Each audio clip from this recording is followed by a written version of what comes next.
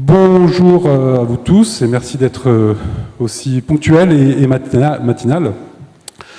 On va se livrer à un exercice un peu compliqué aujourd'hui. Enfin compliqué, on est ici à la Maison de la Chimie, on va essayer de transformer le plomb en or. On va essayer de vous expliquer dans un contexte un peu compliqué de taux négatifs, de risques accrus, comment aujourd'hui on peut encore dynamiser son épargne. Ça sera l'objet du premier débat. Si vous avez envie de rester toute la journée, je pense que ça va être le cas d'un certain nombre d'entre vous, on va comme ça vous promener tout au long de cette matinée, de cet après-midi, sur l'ensemble des thématiques du patrimoine. Donc vous aurez, outre cette première conférence, 2 autres conférences plénières. À 13h, vous aurez une conférence sur l'immobilier qui sera animée par Catherine Schmidiger, qui est la rédactrice en chef du patrimoine du particulier immobilier. Et à 17h, pour les plus courageux, vous me retrouverez et on fera un point sur les différentes facettes de l'assurance vie. Entre-temps, vous aurez la possibilité et tout le loisir de vous promener au rez-de-chaussée entre l'ensemble des stands de nos partenaires, à qui vous pourrez poser toutes les questions. Et vous aurez 9 ateliers tout au long de la journée qui sont détaillés dans le programme. Donc vous l'avez en page 3 de ce programme. L'ensemble des débats sera toujours découpé de la même manière. Enfin, si vous êtes là depuis plusieurs années, vous le savez, on commence par une explication, une sorte de table ronde, qui va durer à peu près les 2/3 de l'intervention. Et après, vous aurez tout le loisir de poser l'ensemble des questions que vous souhaitez. Je tiens juste à attirer votre attention sur le fait qu'on ne prendra que des questions d'intérêt général. Les questions particulières, les questions qui vous concernent personnellement, vous pourrez les poser directement aux intervenants sur les stands, car tous les intervenants sont sur un stand. Voilà. Donc nous allons commencer directement cette conférence et pour l'animer avec moi, je demande à Valérie Benudis, qui est directrice commerciale Primonial Gestion Privée du groupe Primonial, de me rejoindre, ainsi que Jean-Paul Raymond, qui est cofondateur de Cantalis et d'investisseurs privés. Prenez place, prenez un micro. Valérie.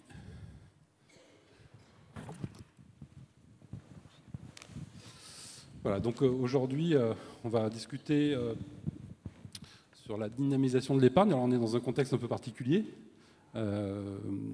parce qu'on voit que désormais, les taux d'intérêt sont plutôt assez bas, voire dans certaines circonstances négatifs.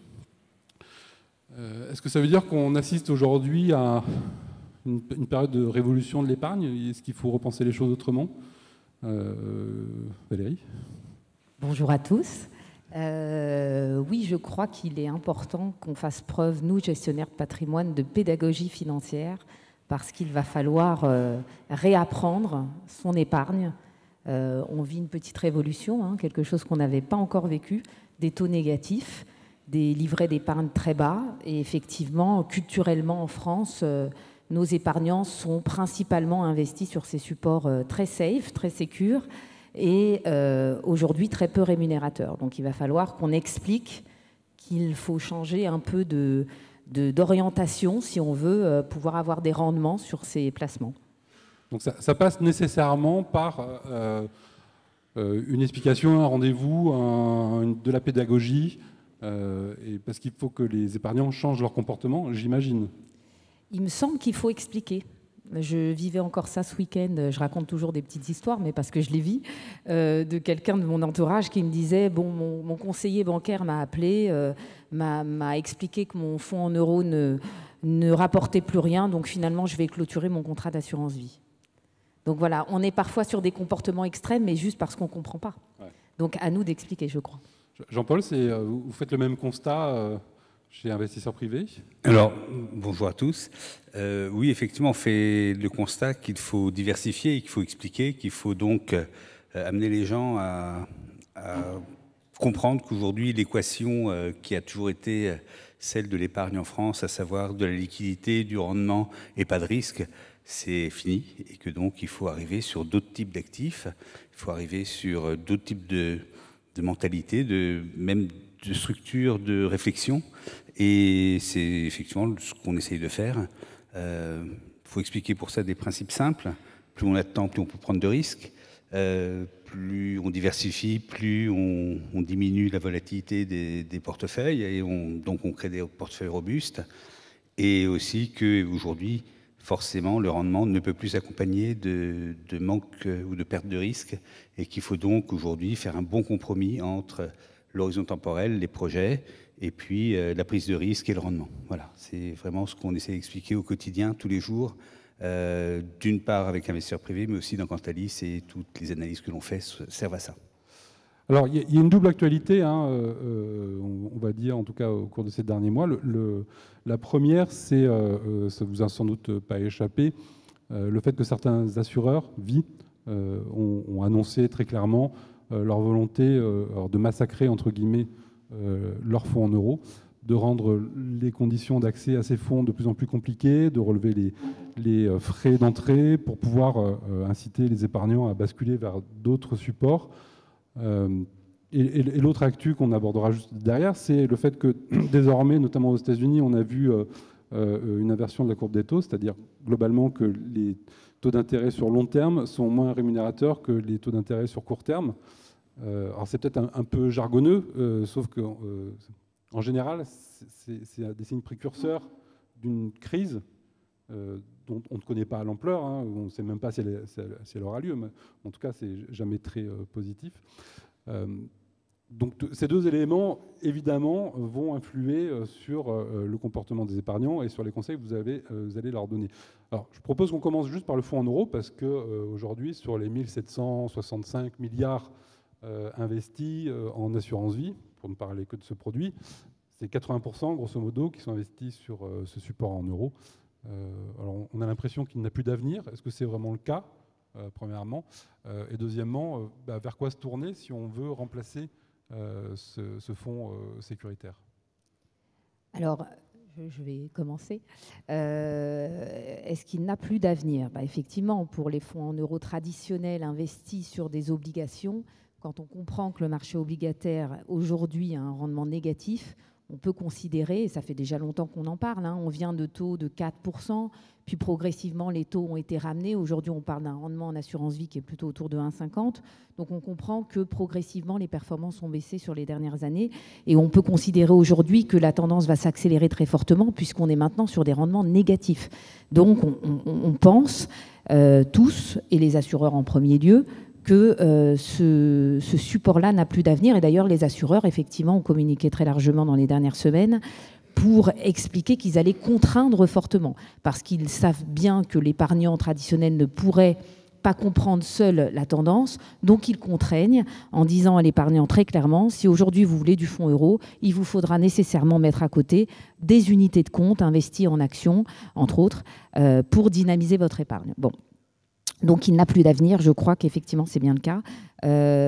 Comment parer à cette tendance? Alors je ne vais pas prêcher pour la paroisse Primonial, mais je représente quand même le leader de la gestion de patrimoine en France, et qui est reconnu pour son innovation. Il y a quelques années, Primonial s'était déjà interrogé sur cette tendance baissière et avait décidé de réfléchir un peu autrement à la composition de ses fonds en euros, et a décidé de co-créer avec des partenaires assureurs des fonds euros qui n'étaient pas uniquement composés d'obligations, mais qui avaient des sous-jacents un peu différents, et notamment un sous-jacent immobilier pour l'un de nos fonds en euros, qui a eu la meilleure performance de place l'année dernière, puisque le sous-jacent est immobilier, et un sous-jacent action, en créant un moteur un peu particulier dont je ne vais pas expliquer la technique aujourd'hui, mais qui permettait à nos épargnants de prendre toute la hausse des marchés, mais d'avoir une garantie de capital en cas de baisse. Voilà, donc ces deux innovations de marché, aujourd'hui on se le dit vraiment, nous permettent d'avoir une réponse totalement adapté à la tendance d'aujourd'hui. Alors on ne pensait pas que ça irait si vite, parce qu'avoir des rendements négatifs sur les obligations, c'est vraiment quand même une première à laquelle on ne s'attendait pas forcément. Mais on se dit quand même qu'on a eu les bonnes idées il y a 3-4 ans, c'est ça être innovant aussi, hein, c'est parfois anticiper les tendances. en créant des supports. Donc ça peut être une première réponse. Des fonds euros, oui, toujours, donc avec des garanties de capital, mais dont les sous-jacents ne sont plus obligataires.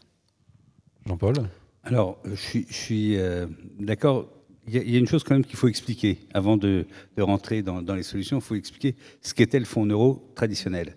Le fonds euro traditionnel, c'est le moyen qu'a trouvé l'État pour emprunter auprès de sa population. C'est ça la vérité. Donc, quand ça s'est passé il y a une trentaine d'années... C'est 40%, hein, grosso modo, de l'actif des fonds en euros qui sont investis en obligations d'État. Hein. Aujourd'hui. Mais au démarrage, c'était beaucoup plus. Et donc, il y a 30 ans, on empruntait allègrement avec des taux d'intérêt à 10, 15%. Et on empruntait sur des très longues périodes, sur des périodes de 20 ans, de 30 ans. Et on arrive aujourd'hui au moment où ces obligations qui ont surperformé pendant des années, sont arrivées à échéance. Et on les remplace par quoi? Par des obligations d'État, toujours, qui, elles, sont à zéro. Donc, c'est la raison fondamentale pour laquelle le support en euros baisse de manière continue et va continuer de baisser au fur et à mesure que les maturités, enfin, que les durées de la dette d'État arriveront à échéance. Donc ça, c'est un premier point pour comprendre pourquoi structurellement le fonds en euros baisse. Il y a un deuxième point, c'est que ça pèse énormément sur les bilans des compagnies d'assurance. Parce qu'il faut comprendre aussi qu'une compagnie d'assurance, c'est elle qui distribue et qui décide de la distribution, mais elle va piocher dans ses réserves pour pouvoir servir à un taux d'intérêt qui soit commercialement acceptable, on va le dire comme ça. Donc, pour toutes ces raisons, la décision de Generali en premier, et puis suivie par d'autres, de couper le fonds en euros traditionnel pour des contrats à 100% fonds en euros, sur des montants importants, parce qu'on parle aussi surtout de montants au-dessus de 100 000 euros, au-dessus d'1 million d'euros, etc., elle est totalement logique. Par contre, la vraie question, c'est qu'aucun de ces acteurs n'a pour le moment communiqué sur quid des masses d'argent qu'on va déplacer, vers quoi on va les déplacer. Alors, il y a des pistes de réflexion. Valérie parlait de fonds en euros basé sur des actifs immobiliers ou des actifs d'actions, c'est une solution. Mais il existe d'autres types de produits avec lesquels il va quand même faire très attention parce qu'on parle quand même de sommes qui sont énormes. 1 765 milliards sur l'assurance vie, 80%, ça fait à peu près 1 500 milliards. Si tout à coup, ces 1 500 milliards, même que 1% de ces 1 500 milliards devaient se déplacer sur d'autres types d'actifs, évidemment, ça pourrait créer des bulles, en particulier sur les actifs illiquides. On en reparlera un peu plus tard. Donc, tout ce qui est immobilier, tout ce qui est private equity, etc., ça a une capacité d'absorption que n'avait pas le support en euros, parce que malheureusement, d'une certaine manière, la dette de l'État, elle était quasiment infinie. Donc, on pouvait investir autant qu'on voulait. Et pas de problème. Donc il y a un vrai sujet aujourd'hui sur la liquidité, sur où va se déplacer cette liquidité, et je pense que c'est ça le fondement même de la révolution culturelle autour de l'épargne. C'est-à-dire qu'aujourd'hui, on ne va plus pouvoir emprunter à l'État à 10% par an et avoir des rendements qui vont être certes décroissants, mais encore tout à fait acceptables, parce que quand il y a encore 5-6 ans, on avait 4% par an dans un contexte macroéconomique où il y avait 2% d'inflation par an, tout allait bien. Mais aujourd'hui, c'est plus le cas. Donc voilà, le vrai sujet, c'est comment on va pouvoir se passer de ça. Et il y avait une tentative, comme ça je vais introduire un peu la suite, mais il y avait une tentative intéressante qui était le fonds Eurocroissance. Et juste, le problème, c'est que c'est un fonds qui a été très mal expliqué et qui a été conçu de manière à le rendre, même pour des spécialistes comme nous, presque incompréhensible. Donc voilà, je pense qu'un fonds euro-croissance, c'est-à-dire un fonds en euros qui aurait du rendement, mais dans lequel on serait bloqué dans un tunnel de temps, c'est-à-dire on ne pourrait pas sortir avant une certaine échéance, 8 ans, 10 ans, 12 ans, peu importe, pour être adapté à un certain nombre de situations, mais aujourd'hui, il est très difficile à modéliser et à comprendre. Voilà. Alors, juste pour terminer justement avec les fonds en euros et la politique aujourd'hui des compagnies, le paradoxe, c'est que depuis de nombreuses années, les compagnies se créent des provisions, donc notamment les provisions pour participation aux bénéfices, et on sait qu'aujourd'hui, elles ont en moyenne, globalement toutes, environ 4,5% de rendement en réserve. Et depuis que ces provisions sont créées, on nous explique année après année qu'on met de côté une poire pour la soif, pour pouvoir réagir en cas de crise. Alors, moi, il me semble qu'aujourd'hui, on est dans cette situation où, effectivement, le fonds en euros semble être en crise, en tout cas structurellement. Et pour autant, on n'entend pas les assureurs expliquer qu'ils vont rendre cet argent qui, en plus, accessoirement, appartient aux épargnants et doit leur être restitué sous 8 ans. Est-ce que vous avez une opinion là-dessus, ou est-ce que, visiblement, Jean-Paul, ouais, vous avez une opinion sur ce sujet?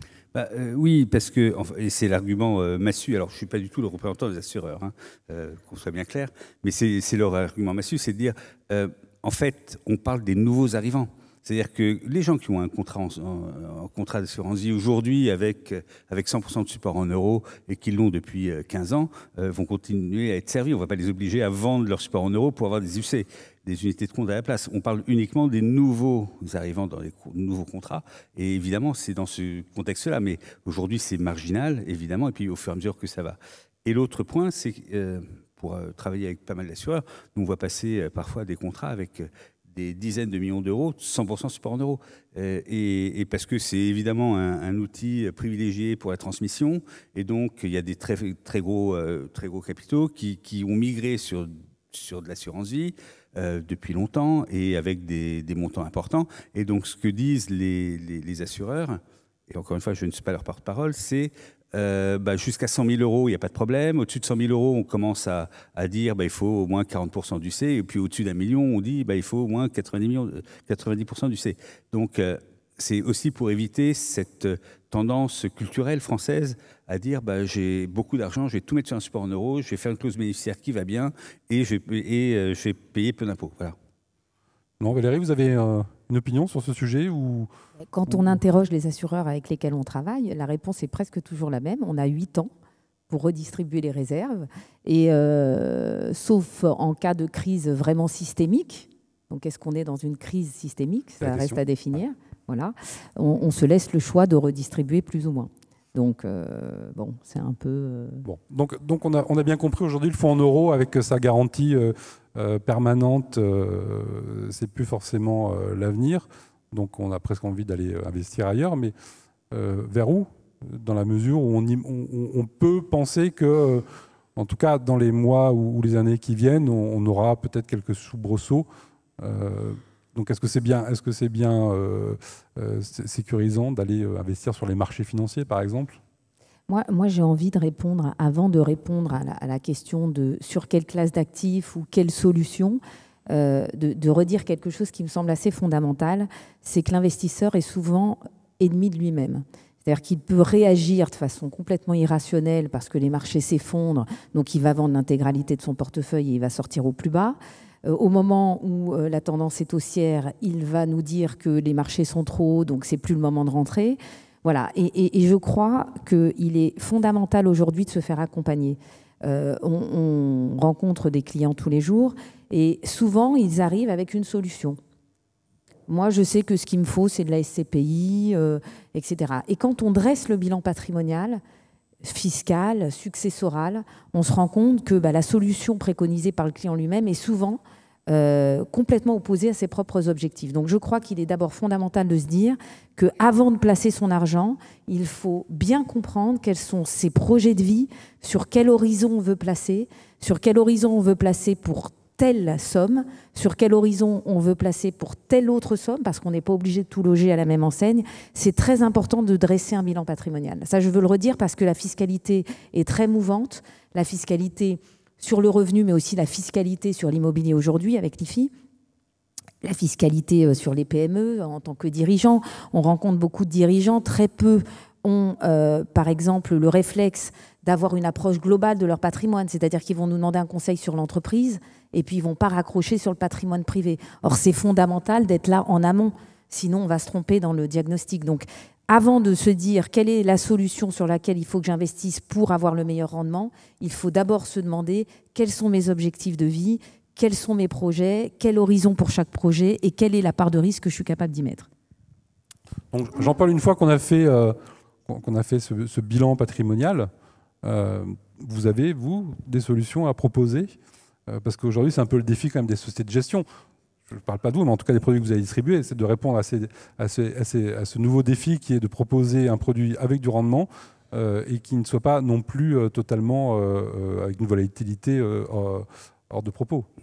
Alors, déjà, je veux dire que je suis à 1000% d'accord avec Valérie. La première chose à faire, c'est de comprendre quelle est la structure patrimoniale. C'est vraiment, si vous venez chez Investisseurs Privés, on va faire un petit coup de pub aussi, la première chose qu'on va faire, c'est passer du temps avec vous pour comprendre votre structure patrimoniale, vos besoins, vos projets, vos objectifs, etc. Et ce n'est qu'après qu'on va rentrer dans la partie financière, qui n'est que la conséquence de la partie patrimoniale. Et ça, c'est vraiment important de le comprendre. La première chose, sur la partie financière, c'est... J'avais un ami promoteur immobilier qui me disait en immobilier, il n'y a que 3 choses qui comptent, l'emplacement, l'emplacement et l'emplacement. Et moi, j'ai envie de dire qu'en finance, il n'y a que 3 choses qui comptent, l'horizon temporel, l'horizon temporel, l'horizon temporel. C'est-à-dire que la première chose à comprendre, c'est quelle durée vous avez devant vous. Et quelle durée vraie. C'est-à-dire que si vous me dites que vous avez 20 ans et qu'au bout d'un an, il y a une crise et que vous vendez au bout d'un an, eh ben, vous n'aviez pas 20 ans, vous aviez 1 an. Donc ça, c'est ça pour arriver aux comportements qui peuvent être parfois irrationnels. Donc, l'horizon temporel détermine la capacité que vous aurez à, avec le temps, à passer une crise, 2 crises, 3 crises, mais in fine à avoir gagné beaucoup plus d'argent que si vous étiez allé sur des produits moins risqués ou plus tranquilles. Je rappelle aussi, par exemple, que pendant la crise de 2008, entre le 1er janvier et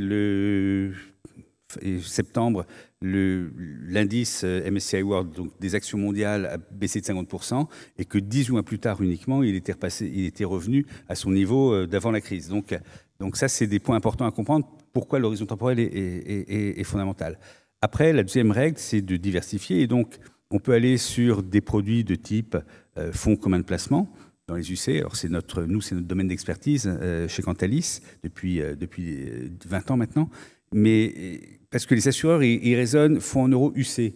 Pour moi, UC, ça ne veut rien dire. C'est-à-dire qu'une UC, ça peut être des produits avec des profils de risque complètement différents entre un fonds obligataire et puis un fonds action émergente. Par exemple, il n'y a rien en commun. Et il y a du coup, dans la diversité de tous les produits qui sont proposés sous forme de fonds communs de placement ou de SICAV, ce qui est en gros la même chose, sauf juridiquement, on a toute une palette de produits qui non seulement peuvent répondre à tous les risques possibles, mais qui en plus, assemblés ensemble, et ça c'est l'autre point très très important, vont interagir entre eux de manière à donner de la robustesse. Par exemple, alors je prends un exemple un peu simpliste, mais qui, pour expliquer le propos, on dit toujours que l'or augmente quand les actions baissent. Bah, si j'ai un peu d'or et un peu d'actions, quel que soit le trend du marché, je vais réussir j'aurai pas forcément la meilleure performance à l'instant T, mais sur la durée, je vais avoir la meilleure performance possible parce que quand l'un va baisser, l'autre va compenser. Donc c'est un peu ça l'idée. Mais évidemment, ça c'est... Enfin, quand vous l'expliquez, ça a l'air assez limpide, mais parce que vous êtes un spécialiste, un épargnant qui n'a pas cette connaissance financière, il ne peut pas le réaliser lui-même, ou alors ça va être compliqué. Alors, il peut lire le particulier, il aura un certain nombre de conseils, mais ça ne sera peut-être pas suffisant. Il y a des outils qui existent justement pour aider l'épargnant dans cette démarche ? Alors, il y a des outils, ceux dont je parlais tout à l'heure, c'est très, très brièvement et de manière très haussière, c'est ce qu'on appelle faire de l'allocation d'actifs. Donc, l'allocation d'actifs, c'est déterminer la poche d'obligations, la poche d'actions, quel type d'action on va mettre. Est-ce qu'on va mettre des produits un peu différents, type performance absolue? Alors, ces produits de performance absolue, c'est souvent des produits qui contiennent des produits dérivés de couverture qui vont faire que quand les marchés vont baisser, ils vont faire le contraire du marché, justement pour maintenir à flot le fonds. Et c'est le mélange de tout ça qui va créer, on va dire, ce qu'on appelle dans notre jargon l'allocation d'actifs. Et ces allocations vont être différentes en fonction du niveau de risque que l'on va pouvoir prendre. Et ce niveau de risque lui-même dépend de l'horizon temporel que l'on a. C'est pour ça que je disais tout à l'heure que l'horizon temporel était vraiment clé. Et comme le disait Valérie, en plus, cet horizon, il va dépendre des projets que vous avez. Vous pouvez avoir plusieurs horizons pour plusieurs projets et plusieurs sommes allouées à chacun de ces projets. Typiquement, je peux avoir envie d'acheter une maison dans 1 an et devoir mettre de l'argent de côté. Je vais prendre 0 risque sur cet argent. Je peux avoir dans 5 ans mes enfants qui vont partir à l'université et mettre de l'argent de côté pour ce projet. Et du coup, je vais avoir une allocation un peu plus risquée avec un peu d'action pour la dynamiser, mais pas trop parce que 5 ans, c'est pas un horizon très long. Et puis, je peux avoir ma retraite dans 25 ans. Et là, commencer à prendre beaucoup plus de risques parce qu'en 25 ans, mon épargne aura le temps de croître et même si elle baisse temporairement, elle croîtra. L'important aussi d'ailleurs, c'est que si mon horizon c'est 25 ans, quand je vais commencer à arriver de plus en plus proche de mon âge de la retraite, je vais commencer à désensibiliser du monde action, par exemple, pour que mes 25 ans sont devenus 20 ans, puis 15 ans, puis 10 ans, puis 5 ans, puis 1 an, et du coup, à la fin, il faut qu'il y ait 0 risque. Voilà. Mais il y a des outils, il y a des conseillers chez Primonial, il y a des conseillers chez investisseurs privés, il y a des conseillers indépendants, il y a beaucoup de monde qui fait ça. Et puis, il y a aussi, et peut-être que c'est un thème il y a aussi des gestions sous mandat, des gestions déléguées, des gestions pilotées, où en fait, tout est fait par un gestionnaire. Et vous n'allez pas devoir connaître forcément la mécanique qui est derrière, mais lui, il va faire l'allocation et lui, il va faire la sélection des meilleurs produits pour répliquer cette allocation. Valérie, c'est quelque chose que vous mettez en avant, justement, la gestion sous mandat. C'est un outil qui vous paraît efficace ? Alors oui, très efficace, surtout dans un monde où l'information est très diffuse. C'est vrai que c'est compliqué d'être un sachant sur tous les items, et notamment l'item financier qui n'est pas si simple à appréhender. Je voudrais juste te dire une chose, c'est vrai qu'au-delà du projet et du bilan patrimonial, je crois que, pour revenir sur un autre principe fondamental de base en gestion de patrimoine, il faut commencer par diversifier aussi. C'est-à-dire que si vous diluez pas le risque, forcément, vous en prenez un peu plus. Si je décide d'investir qu'en immobilier et qu'on a une crise immobilière, vous serez plus impacté. Si vous ne décidez d'investir qu'en actions et qu'on vit un krach boursier, eh bien, vous serez plus impacté. Donc là aussi, quand on dit ne pas mettre tous ses œufs dans le même panier, ça reste un principe fondamental. Il faut diluer son risque en diversifiant. Alors en diversifiant, pourquoi pas sur de la gestion sous mandat? C'est une des solutions. Si je suis convaincu que les marchés financiers, parce qu'on en a fait la démonstration, restent une classe d'actifs très performante, parce que quand on regarde les courbes sur 20 ans, on se rend compte que ça reste la classe d'actifs la plus rémunératrice, mais que je n'y connais rien, que je ne sais pas faire, que m'éduquer financièrement, ça va être un petit peu long, même si je lis la presse, même si je suis sur les réseaux, même si je dispose d'agrégateurs. Aujourd'hui, on a tout un tas d'outils à disposition. Je vais mettre un petit peu de temps à m'éduquer. Alors, je peux faire aussi le choix de déléguer cette gestion, de la donner à des spécialistes parce que ces spécialistes-là, eux, au-delà du fait que c'est leur métier, qu'ils font ça toute la journée, ils vont prendre normalement les paris quotidiennement ou mensuellement, ça dépend de l'organisation de chaque maison.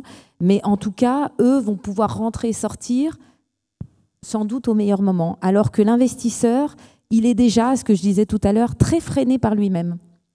Et donc, au-delà de sa propre éducation qui va commencer à se faire progressivement, il peut avoir un frein naturel qui va l'empêcher d'investir au bon moment. Donc, déléguer la gestion, je crois que c'est une des meilleures réponses qu'on trouve aujourd'hui. C'est-à-dire qu'on va définir avec l'investisseur son profil de risque. Et on va dire, effectivement, si sur telle somme d'argent, vous avez un horizon de 15 ans et que vous êtes capable de prendre du risque de façon équilibrée, votre profil d'investisseur est donc équilibré et on va appliquer une gestion sous mandat équilibrée. Voilà, pour faire simple. Nous, on travaille avec la financière de l'Échiquier, qui est une... Enfin, on travaille. On a racheté 100% du capital de la financière de l'Échiquier, qui est une très belle maison de gestion, et qui pratique... la gestion sous mandat déjà depuis plusieurs années.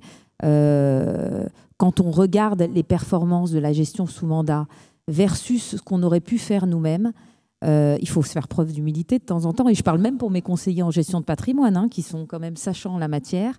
On se rend compte que la gestion sous mandat est dans la plupart des cas plus performante. Parce qu'effectivement, on a su prendre les points d'entrée et de sortie au bon moment. Alors là, on a beaucoup parlé quand même de gestion financière, pour le coup, de SICAV, de FCP.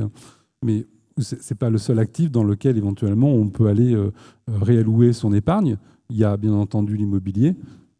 Est-ce qu'aujourd'hui c'est le bon moment pour y aller? Et puis comment on y va, Jean-Paul? Alors, il y a l'immobilier, il y a d'autres actifs qu'on appelle illiquides, ou en tout cas basés sur les actifs réels. L'immobilier, donc il y a quand même un sujet sur l'immobilier. Enfin, il y a plein de choses intéressantes, mais on peut y aller évidemment par ce qu'on appelle la pierre papier, donc les SCPI, les OPCI, les SCI, mais il y a quand même de grosses masses qui sont passées sur ce type de produits. Or, le parc immobilier, il est ce qu'il est. C'est-à-dire qu'il y a un moment où le parc immobilier, il n'est pas extensible à l'infini.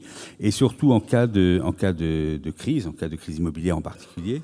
Et on l'a vécu, nous ne l'avons pas vécu, mais l'Angleterre, la Grande-Bretagne l'a vécu le lendemain du vote sur le Brexit, où il y a eu beaucoup de gens qui avaient investi, en particulier à travers des SCPI, enfin des REITs, qui est l'équivalent des SCPI, dans des immeubles de bureaux à Londres, ont voulu retirer, et les sociétés de gestion n'ont pas pu fournir faire face au retrait, et donc on fait faillite parce que il n'y a pas de liquidité sur le bien. C'est-à-dire que le bien, avant de vendre l'immeuble de bureau, il se passe un peu de temps, et si tout le monde veut retirer au même moment, c'est un peu compliqué. Donc il y a quand même moi je mettrais juste ce petit bémol, c'est qu'aujourd'hui on est quand même dans des situations où le marché de l'immobilier est quand même aujourd'hui un peu saturé à cause de la pierre papier. Moi, il y a un grand assureur avec lequel on travaille qui a vu alors c'est une OPCI, donc c'est un peu différent parce qu'il y a un peu plus de produits liquides à l'intérieur, mais qui a vu son OPCI passer de 500 millions d'euros d'encours à 4 milliards en 2 ans. Donc ça veut dire quand même qu'il y a 3 milliards et demi qui ont été injectés. Alors il y a 60% de 3 milliards et demi, vu qu'il y a près 60% d'immobilier physique dans l'OPCI, mais il y a quand même 2 milliards et demi qui ont été injectés sur le marché à acheter des immeubles, etc. Je mets quand même un bémol à ça, qui va dans le bon sens par contre, c'est que quand c'est à travers un assureur, c'est lui qui prend le risque, en réalité. Donc, ce que je dis est vrai dans l'absolu, mais dans le cadre de l'assurance vie, c'est lui qui se porte garant quand même de ce qu'il y a à l'intérieur de ses produits, et c'est lui qui donc porte le risque du défaut éventuel sur les SCPI. Valérie ? Je veux bien rebondir là-dessus. Avec plaisir. En fait, nos investisseurs, ils ont besoin de donner du sens à leur épargne. Et le français, l'immobilier reste quand même une classe d'actifs assez privilégiée pour lui. Alors, ce qui le bloque souvent, c'est l'illiquidité. Parce que l'immobilier, effectivement, si je suis détentrice d'un lot en direct et que j'ai besoin d'un peu de cash, il va falloir que je puisse vendre mon lot. Alors, selon les cours, selon l'endroit, selon l'emplacement, c'est pas toujours facile.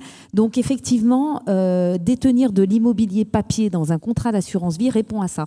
C'est-à-dire qu'il faut quand même expliquer que le problème de l'illiquidité n'existe plus si je détiens de l'immobilier papier dans un contrat d'assurance vie, puisque la liquidité est assurée par l'assureur. Donc c'est quand même déjà une façon de contourner le sujet. Après, pour revenir à la problématique de l'immobilier de bureau ou de la zone géographique, là aussi, je crois que la règle d'or, c'est de diversifier. Chez Primonial, pardon, je ne fais pas ma pub, mais c'est juste parce qu'on a ces solutions pour nos clients, donc je vous en parle. Primonial REM, qui est notre filiale en immobilier collectif, les conseils que l'on donne à nos clients, c'est de ne jamais aller sur une seule classe d'actifs, même en immobilier papier. C'est-à-dire qu'on peut très bien acheter de l'immobilier de bureau, mais on peut aussi acheter de l'immobilier de santé, c'est-à-dire des cliniques, des EHPAD, des crèches. On peut aussi acheter de l'immobilier résidentiel, donc de l'immobilier d'habitation. Donc là aussi, et ça, c'est quand même des solutions qu'on n'avait pas avant.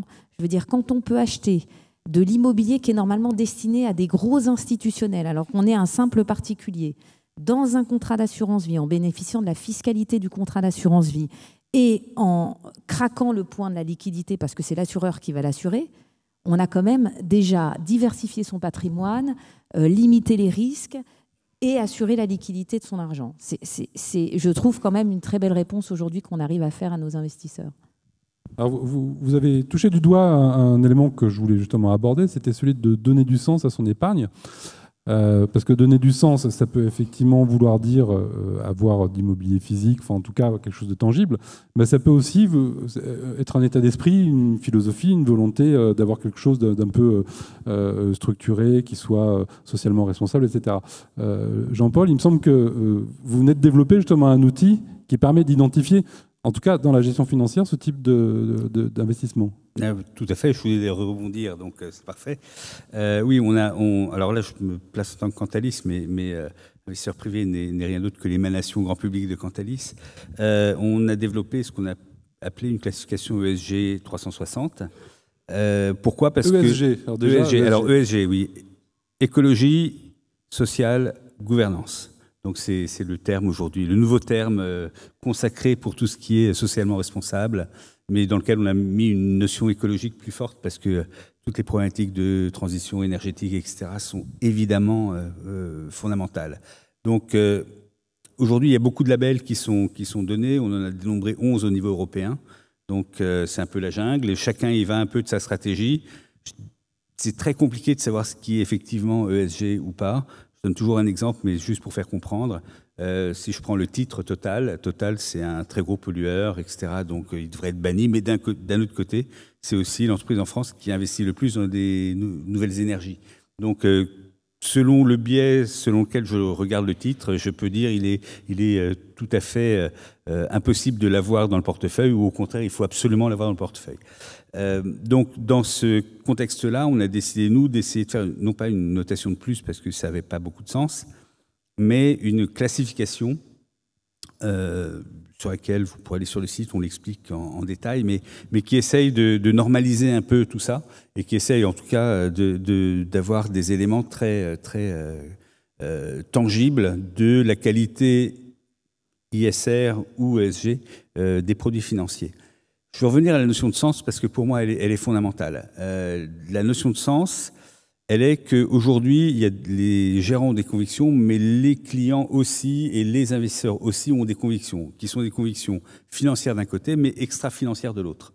Et c'est le mélange de ces deux types de convictions qui font qu'à l'arrivée, on fait non seulement un investissement qui va nous être le plus possible rentable, mais aussi qui va nous ressembler le plus possible. Et c'est cette notion-là qui est très, très importante. Moi, je pense qu'il faut apporter non seulement du sens, mais il faut qu'il y ait du storytelling, il faut qu'on explique que l'argent qu'on met dans un fonds à travers un contrat d'assurance vie ou en direct, c'est de l'argent qui est réinvesti et qui sert à l'économie réelle. Alors, ça peut être des fonds de très grande capitalisation. Là, il n'y a pas trop d'histoire à raconter, mais ça peut être des fonds de small cap.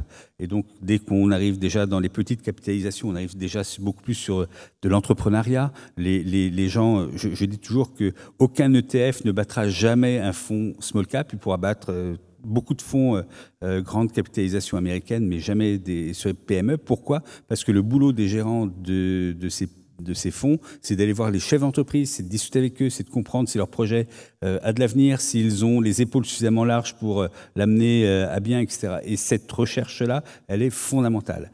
Et d'autre part, on a des fonds qui ne sont plus des fonds on va dire UCITS, des fonds habituels, mais on a des fonds de private equity. Donc là, on est encore dans autre chose qui est vraiment des gens qui ont pour objectif d'injecter de l'argent pour des PME, pour des projets entrepreneuriaux, comme Primonial, comme investisseurs privés, où on a tous des fonds derrière nous qui nous ont aidés à un moment et qui nous ont permis de passer de 10 personnes à 50 personnes, puis à 100, puis à 200, puis à 500. Et ça, c'est très important parce que c'est ce qui, in fine, va irriguer l'économie. Donc, quand on explique ça aux gens, quand on explique dans quel projet ça a été investi, dans quelle optique, avec quel horizon temporel, avec quel objectif à atteindre, etc., c'est quand même très, très, très intéressant. Bien, vous avez quelque chose à rajouter, Valérie? Ah oui. Ouais. Et après, on passera aux questions-réponses. Ouais. Ouais, le private equity, c'est donc le financement de l'économie réelle par des fonds privés. C'est quelque chose dont on n'entendait pas beaucoup parler il y a encore quelques années, qui arrive en France. Il y a beaucoup de presse en ce moment là-dessus. Je crois que dans le fait de donner du sens à son épargne, et là, pareil, je vous fais des retours d'expérience de discussions qu'on a avec nos clients, beaucoup d'entre eux nous disent « oui, mais je ne sais pas trop dans quoi j'investis ». Donner du sens, au-delà de la problématique ISR, où là, les fonds éthiques deviennent fondamentaux dans les allocations d'actifs, et on en a tout un tas qui sont labellisés parce qu'il faut répondre aussi à cette demande-là. Mais je crois que le private equity, on le voit notamment avec les chefs d'entreprise, quand ils cèdent leur entreprise, ils ne savent pas forcément comment réallouer le produit de la vente, et ils nous disent parfois « mais j'aimerais bien réinvestir dans une petite PME, bon j'ai un copain qui a une PME, mais c'est quand même un peu risqué, etc. » Et là, on s'est posé la question de savoir, mais est-ce qu'on ne pourrait pas finalement créer un fonds de private equity dans l'assurance vie et liquide? Parce que, en fait, le private equity, le gros sujet, c'est un peu comme l'immobilier, c'est que je pars dans une aventure entrepreneuriale, ça va durer 10 ans, 15 ans, je vais mettre un certain temps à récupérer mes fonds. Et Primonial a créé très récemment une UC, donc une unité de compte de private equity liquide. C'est-à-dire qu'aujourd'hui, quand j'ai un de mes clients qui me dit « j'aimerais bien investir dans une entreprise, mais je ne sais pas laquelle », je suis en capacité de lui dire « eh bien, nous avons une UC qui s'appelle Primo Pacte », bon, en rapport avec la loi Pacte, que l'on vient de créer dans un contrat d'assurance vie et qui vous permet, monsieur le client, d'investir dans de très belles aventures, mais là on parle de grosses capitalisations. Donc là aussi, c'est un fonds qui normalement est destiné qu'aux institutionnels, hein. Mais moi, en tant que particulier, je vais pouvoir investir aux côtés d'un fonds de pension, d'un fonds de retraite, d'une grosse mutuelle, alors que je suis qu'un petit particulier, dans des aventures entrepreneuriales qui sont quand même importantes. Et je prends l'exemple de Primonial parce qu'on vient de le vivre. Vous connaissez peut-être pas notre entreprise, mais si on a grossi, et tu as tout à fait raison, c'est aussi parce que des fonds nous ont fait confiance. Cette entreprise, il y a 6 ans, était constituée de 150 personnes. Aujourd'hui, nous sommes 1000. Il y a 6 ans, nous avions 5 milliards d'encours gérés. Aujourd'hui, nous en avons 37. Parce que nous avons des fonds d'investissement qui nous ont fait confiance. Et derrière, bien sûr, des investisseurs privés. Aujourd'hui, on veut permettre à des investisseurs comme vous, comme nous, de pouvoir vivre cette aventure-là dans leur façon d'épargner. Ils vont pouvoir investir dans des entreprises comme Primonial, ce qui est quand même une vraie innovation française. Mais ça répond, tout ça, c'est pas créé parce qu'on veut être les plus innovants du marché. C'est créé parce qu'on écoute nos clients, parce qu'on les entend, parce qu'ils nous disent on voudrait pouvoir faire ça et qu'à partir de ces discussions, on crée de l'innovation. Donc c'est toujours de nos clients que part finalement l'innovation et pas de la recherche-développement qu'on a en interne. C'est ça qui est important. Voilà, donc on a fait un tour d'horizon qui peut vous paraître un peu court, mais on a fait couvrir des pistes qui pourraient développer comme vous le voulez auprès de l'ensemble des intervenants et des exposants. Je propose qu'on passe désormais aux questions, si jamais vous avez envie d'approfondir certains points. Est-ce qu'il y a une première question? Voilà, monsieur au premier rang. Bon, quelqu'un va arriver avec un micro.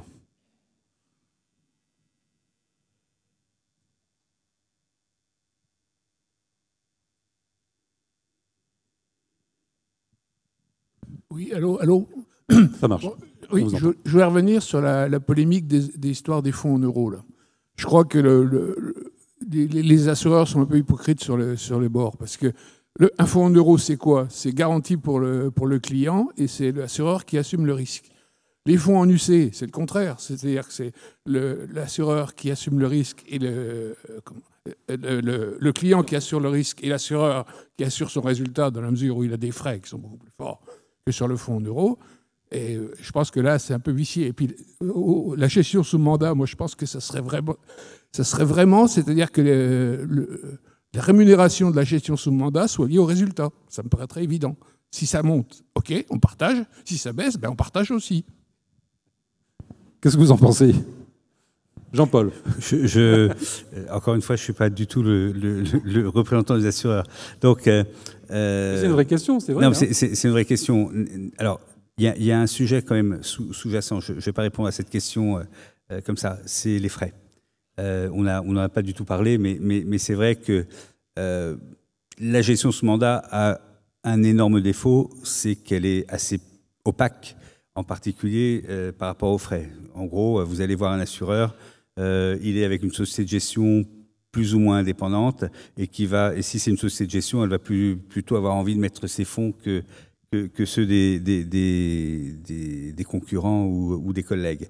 Donc, il y a un sujet quand même sur la gestion sous mandat par rapport aux frais, et je pense qu'il serait important, parce que c'est quand même, je vous rappelle, dans le cadre de l'épargne salariale, c'est quand même la gestion sous mandat qui va être proposée par défaut aux gens. Il faudra décocher, c'est-à-dire qu'au départ, on va vous dire, si vous voulez de l'épargne salariale, vous prenez une gestion profilée, et cette gestion profilée, si vous n'en voulez pas, si vous voulez le faire de manière indépendante et autonome, il faut que vous le décochiez.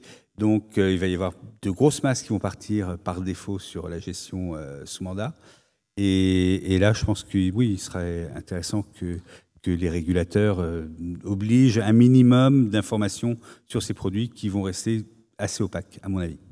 Mais je voudrais rebondir quand même sur la question de monsieur, qui est assez quand même bien vue, me semble-t-il. En fait, on a l'impression quand même que les assureurs, par leur politiques, enfin en tout cas Generali, AXA et puis Predica aussi, on a quand même l'impression qu'ils veulent se décharger du risque, ne plus assumer leur risque d'assureur et le faire peser désormais sur l'épargnant. Enfin, je résume un peu ce que vous disiez, mais c'est la première partie de l'intervention. Je suis un peu d'accord avec ce que vous dites. Ouais. Valérie, vous avez... alors évidemment, vous êtes tous les deux dans une position un peu délicate, on le comprend, mais quand même, vous avez votre avis.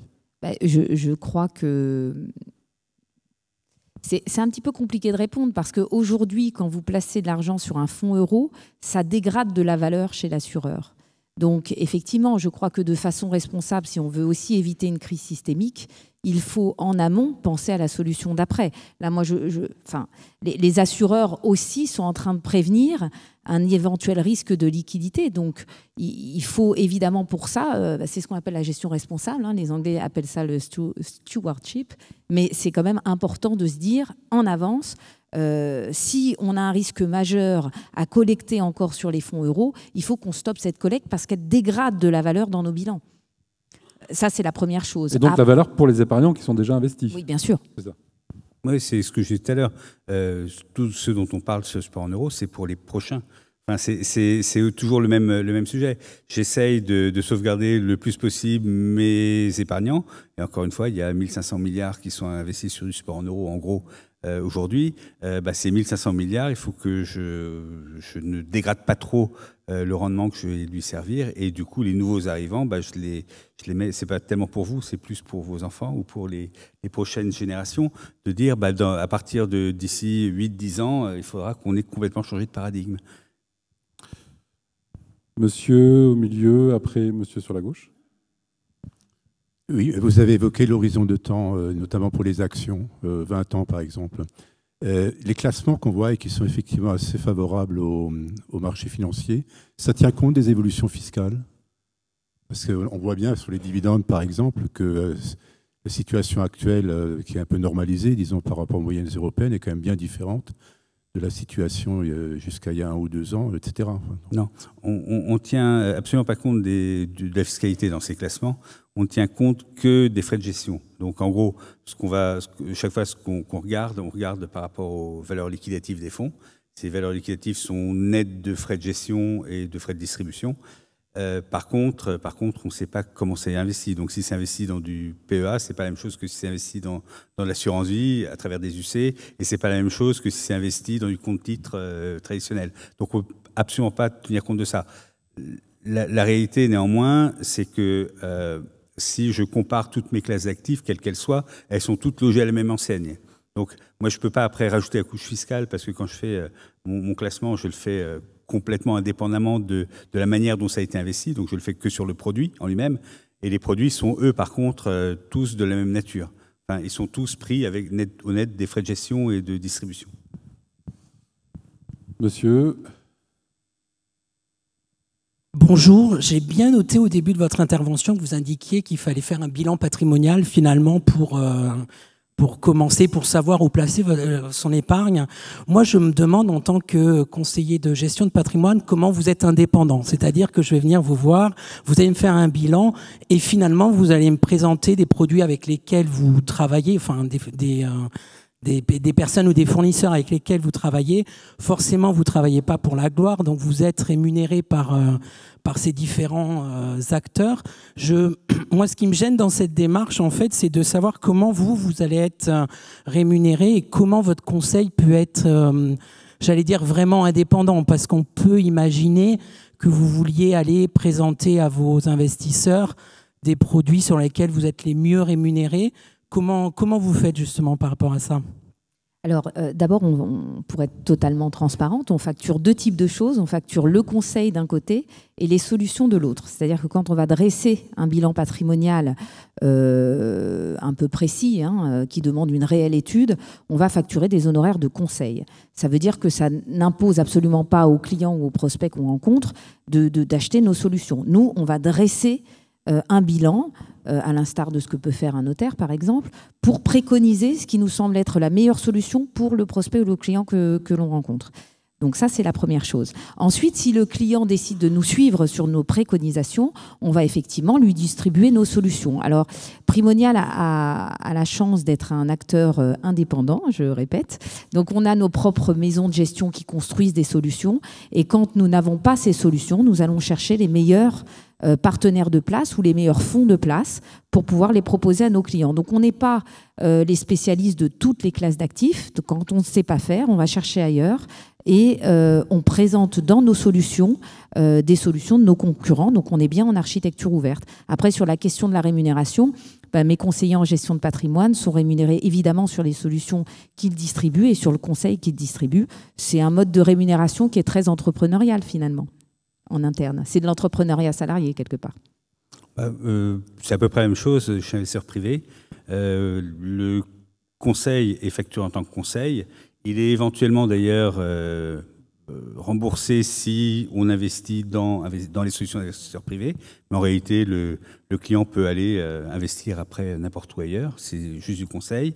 Et sur la partie rémunération de la partie financière, alors on est encore plus en architecture ouverte parce que derrière, nous on travaille, on n'est pas du tout société de gestion, on n'a pas de société de gestion à laquelle on est lié. On travaille avec les meilleurs fonds. Là pour le coup, c'est l'expertise de Cantalis sur la notation, sur l'optimisation de portefeuille qui rentre en ligne de compte.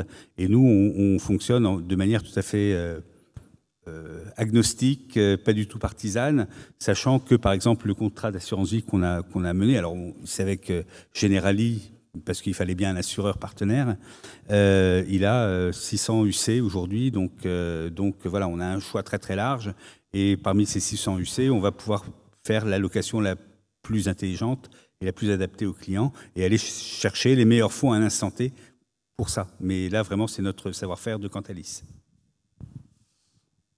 D'autres questions?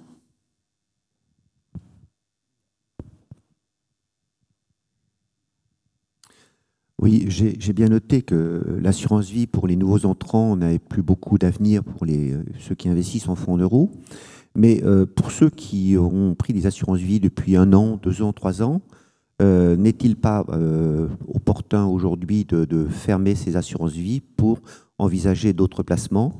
Et si oui, dans quelles conditions peut-on fermer une assurance vie qui est faite depuis 1 an, 2 ans ou 3 ans? Je dirais que l'assurance vie aujourd'hui est une poche fiscale qui reste attractive, notamment en termes de transmission. Donc ça, c'est quand même un sujet qui est toujours très important quand on veut protéger sa famille. Et surtout, peut accueillir quasiment toutes les autres classes d'actifs au sein même de sa poche. C'est-à-dire que si vous voulez de l'immobilier, c'est un peu ce que je disais tout à l'heure, vous allez pouvoir rester dans votre contrat d'assurance vie en optant pour une UC immobilière. Si vous voulez du private equity, vous allez pouvoir rester dans votre contrat d'assurance vie en optant pour du private equity. Donc finalement, sortir de son contrat d'assurance vie, ça n'a pas grand intérêt puisque vous pouvez quasiment tout y loger aujourd'hui. Et ça vous priverait de cette poche fiscale qui est quand même très intéressante. Donc je crois que non, il ne faut pas en sortir. Par contre, il faut opter pour le bon assureur qui est capable d'accueillir au sein de son contrat tout un tas d'UC. Et je rejoins évidemment mon confrère puisque nous-mêmes avons une quinzaine d'assureurs avec lesquels nous travaillons et qui sont capables d'intégrer dans leur contrat de la gestion sous mandat, de l'immobilier, du private equity, de l'action, des fonds 100% actions, de l'obligation convertible, etc., etc. Donc finalement, vous pouvez tout avoir au sein de votre contrat. Pourquoi s'en priver? Pour aller... Alors après, sauf si vous êtes un adorateur d'immobilier direct et vous avez envie d'acheter un lot en direct parce que ça vous semble plus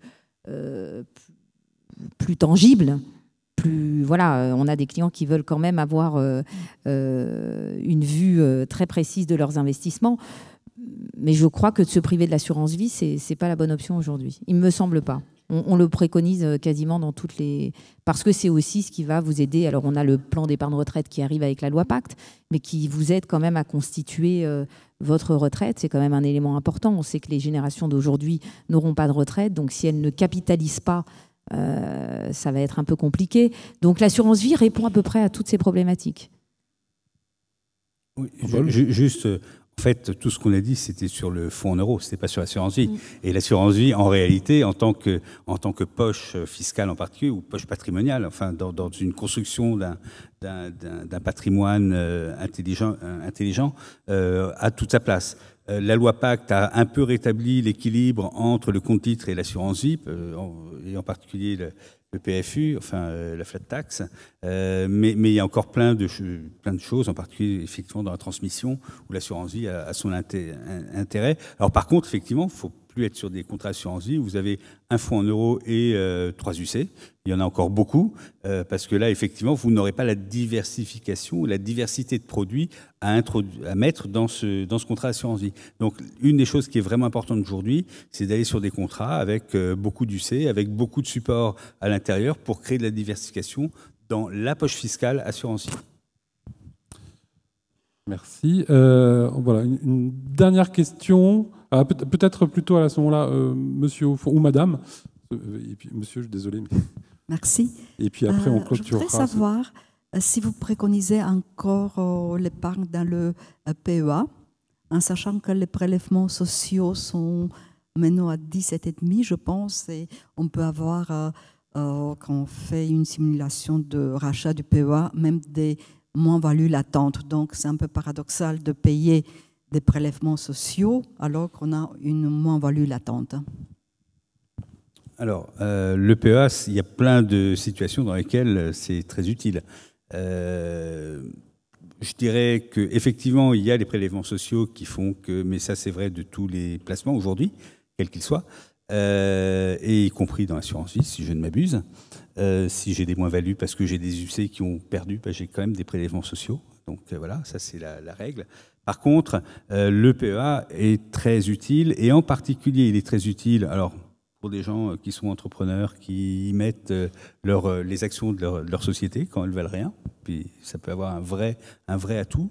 Et puis l'autre utilité, c'est aussi qu'on le sait très peu, mais dans le PEA, on peut mettre beaucoup de produits, pas que des actions européennes. Il y a beaucoup de fonds, des fonds monétaires, des fonds d'actions internationales. Alors, je ne vais pas rentrer dans le détail de comment c'est possible, mais en gros, c'est possible parce qu'on achète des actions européennes que ensuite on short, entre guillemets, avec des produits dérivés pour les rendre moins volatiles.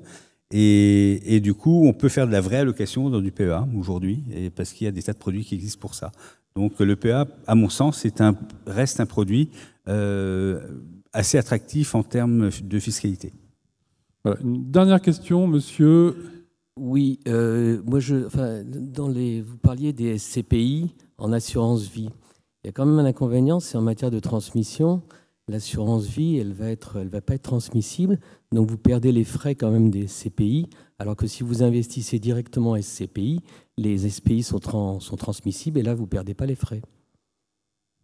Valérie ? Alors, il y a quand même beaucoup d'assureurs qui vous permettent de transmettre les contrats aujourd'hui à vos héritiers sans avoir besoin de clôturer le contrat et d'en rouvrir un. Donc, on assure la transférabilité sur les ayants droit. Donc, il faut déjà regarder les conditions générales de votre contrat d'assurance vie. Et après, investir en direct dans des SCPI, beaucoup de gens le font.